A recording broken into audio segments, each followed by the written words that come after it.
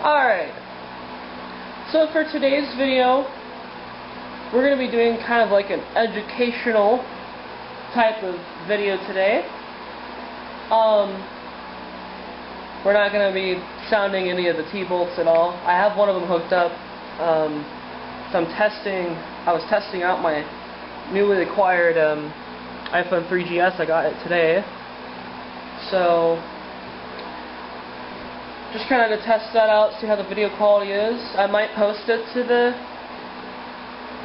page, but maybe watch out for that. I don't know. We'll see. Anyways, so for today's video, I kind of wanted to touch on some of the things about the Thunderbolts, Thunderbolt siren in general. So something that some people may think of, and others, mostly others from what I have noticed, do not, is because people like to know what type of Thunderbolt they're looking at and if it's newer or an older model. Well, I kind of want to shine some light on something today that will show that. And that being, over here, the rotator enclosures. That's right. There is specific characteristics on rotator enclosures. So we're going to go over that today in this video. So I'm going to go ahead and start off with start production Thunderbolts, which are the jail bar grill Thunderbolts. And obviously you guys know that both of my T-bolts are not jail bar, as much as I would love for them to be. The white one right here is 1954A1, and then the yellow one right there is a 1960 A2 series, a very early A2 series, one of the very first. So, in 1952, at the time, Federal Enterprises started production of the Thunderbolt siren, and the first generation T-bolts, 52 into 53, which those were the jail bars, early to mid 53, those were the jail bars. And I have my iPhone here to kind of demonstrate it. So, I don't know how well you can see it on the camera.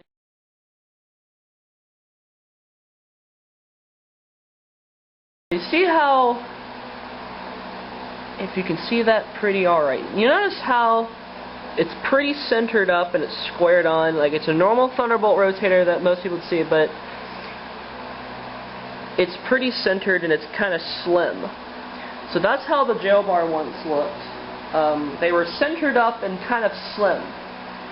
Well, by mid to late 1953, mainly late 1953, Federal stopped doing the jail bars, like the jail bar grids and the horns, and they started doing non-jail bars, which is what the white one is here. So by 53 to 54, early 54, there are some non-jail bar bolts with the jail bar enclosure, rotator enclosures. For example, there's a few in Cincinnati that still stand.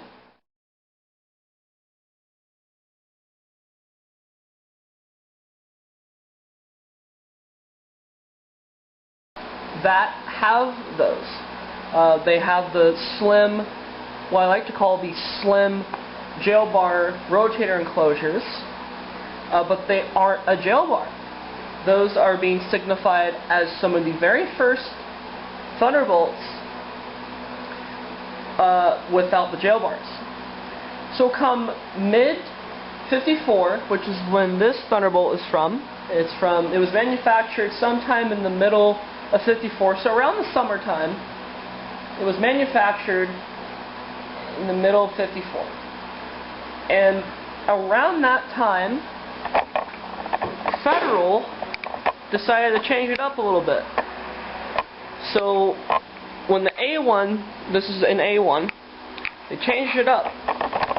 Notice how the rotator is no longer centered like you saw with the jail bar. So they brought it back a little bit. Why? I have no idea. I'm going to guess because of the collector ring wire maybe was a little too snug up against the box, causing a little more tension than it should. I have no idea. They brought it back a little more, but they kept it at the same height, like that. They kept it at the same height, but brought it back a little more. So, that stayed with the A1 for such a long time. That is until 1959, when the 6M was completely gone from the Thunderbolt series and the 5M was in full force. The earliest we have for a 5M Thunderbolt is 1958, which is when the end of A1 was signifying, and by 59, A2 was out and the 5M was in. So, when A2 came, another rotator enclosure changed. So, over here with the 4.5, we're seeing an A2. If you remember over here with this, they kept the height the same from the jail bar, but just brought it back a little more. You notice that big gap between the mount flange, the mount plate flange, and the bottom of that rotator panel? We'll come over here. Sorry about all that noise. Notice how that gap, it's gone. That's right. They brought it down a lot more. Again, why? I don't know. I do not know. The only guess I have that they brought it down more is because back when the Thunderbolt started, some single-phase units were offered. And with a single-phase induction motor, you have a start capacitor. And I'm guessing when the A1 was a little bit squished like that, the start cap motor, you know, the start cap couldn't fit, because usually they put the cap on the top of the motor, but they flip it over, and it's basically on the bottom. So I'm guessing when the A2 came around, they're like, you know, why don't we just like make it a little bit bigger, going downward. So that's what they did, and I'm guessing maybe they did that to fit a start capacitor single-phase motor. I could be completely wrong, and they just did it because they felt like it.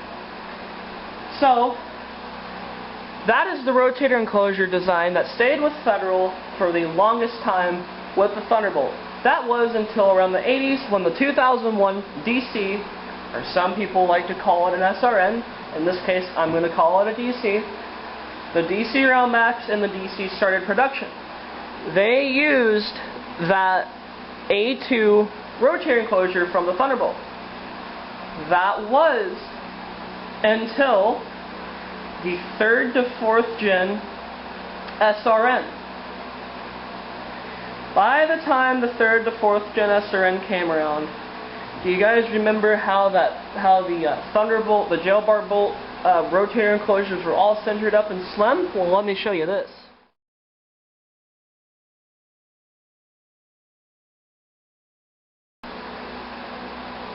I don't know how well you can see that. Oh, there we go. That's right. They circled right back around when the 3rd to 4th gen SRNs came out and just used the jail bar rotator on them once again. So basically, Federal came full circle on their rotator enclosures. Why? I have no idea. I don't know why they didn't just stick with one design and just call it a day. So that is one way to tell what type of Thunderbolt you're looking at. Obviously with the 1003 it's a lot higher than the A2. They made it like a lot higher up to where basically the bottom of the leather cap is. But that's pretty obvious if it's a 1003, but for just a regular run-of-the-mill 1000, 1000T, there's one way to tell what type of age Thunderbolt you're looking at, what series, and now if it's obviously an A2, you know, you can kind of distinguish that, but You can definitely tell when you're looking at an A1 like that one right there, and you can tell when you're looking at a jail bar. So, alright, well, I think that's it for today's video. Kind of just wanted to go over and kind of educate y'all on what findings I've kind of discovered over the years about the Thunderbolts. I still learn, and if anything I've said today is wrong or can be incorrect, please you can correct me down in those reply sections and let me know down there. But until then, that's it for now.